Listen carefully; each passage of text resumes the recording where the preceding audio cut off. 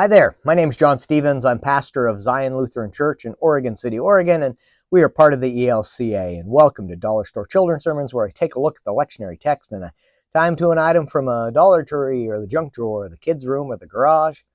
That's how we've been doing it. Thank you so much for your partnership in this ministry, for the spending a little bit of your week with me in this way, and most importantly, for the love that you're sharing with your kids and your congregation and your families. You, my friend, are rocking it. All right, this is for the narrative lectionary. We are looking at, we're still in Jeremiah, and we're looking at chapter 29, selected verses, verse 1 and 4 to 14. And I'm basing this, the beginning part, I am basing this on the beginning part of the commentary on workingpreacher.org. And the springboard is greeting cards. Get a pack of greeting cards.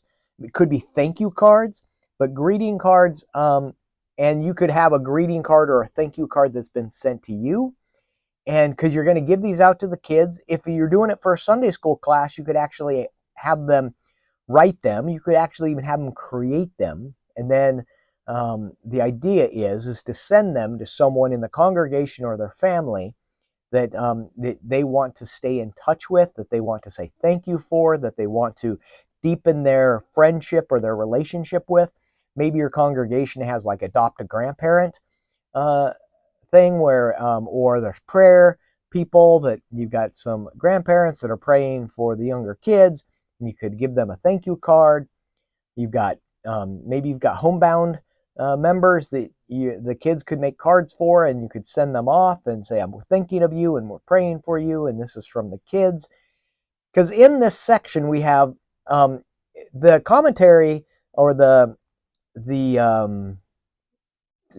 series on Jeremiah on this week entitles it Letter to the Exiles, and about how Jeremiah is keeping touch and informing folks with this this connection, this letter that connects them, the exiles and those who are out, connects them to Jeremiah. And it says, as the commentary says, Jeremiah keeps in touch with the fractured community and sets out a path for their future away from home.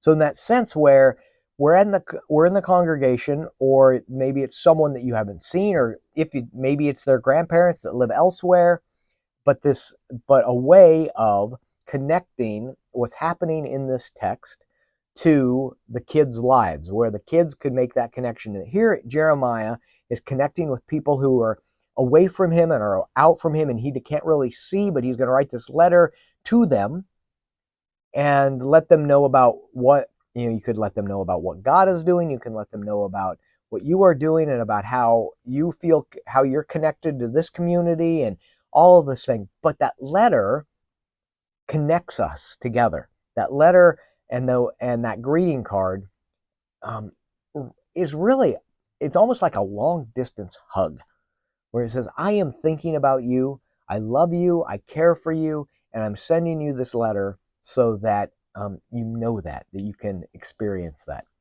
So that's the springboard I'm going with, is that giving the kids, maybe even working with the kids if you've got time where you're at, about creating the card. What you could do is you could have the greeting card, and you could put in the greeting card some instructions for the parents or the adult in the family, and about how they might work with them on one evening about creating this card and sending it off, and connecting with the homebound, connecting with the grandparent, connecting with someone who would benefit from this letter. So that's the springboard I'm going with. I'm hoping that can be useful as you connect Jeremiah to the lives of the kids. And I think it feels like there's something powerful there, letting and helping the kids connect with one another. We have a couple of their newly college graduates. Actually, they're almost done with their first year of college, but their senior year, and especially during the summer, they would write letters to our homebound. And this was, I was talking to a member, and this student wrote them a letter. This was probably now 4 years ago, so it's been a while. But it has been a while, because it was actually during COVID they decided to make this a practice, and they wrote to their wrote to homebound folks. We were all homebound, but specifically these homebound folks that if it wasn't COVID, they'd still be homebound, and just wrote them about what's going on in their day and all of that. And when I went to visit one of them not too long ago, within this last year, so I mean maybe half a year, they talked about that letter and that connection that they had with the student, with the member, the younger member here at Zion, which is pretty darn cool. I mean, that's God's work. So that's good stuff. So anyway, that's where I'm going. Hope it can be useful for your own children's sermon. Again, thank you so much for you spending a little bit of time with me in this way. Thank you for your partnership in this ministry.